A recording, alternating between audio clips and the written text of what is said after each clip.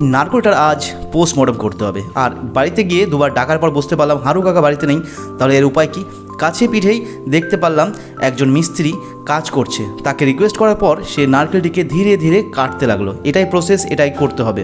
নিজেদের গাছ আর তাতে সামান্য পরিমাণ কিছু নারকেল হয়েছিল, তার মধ্যে একটা নারকেল আমার কাছে তো এটা অমৃত মনে হচ্ছে। এবার এটাকে ছোলার পর যখন বের করব এর জল, তখনই বুঝতে পারবো এর সুস্বাদু কতটা স্বাদ আর কতটা অমৃতের মতো লাগছে।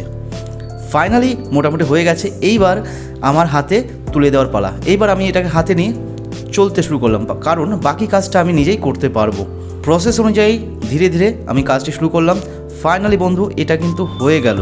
হওয়ার পর আমি ধীরে ধীরে এটার থেকে জল বাইরে বের করতে লাগলাম।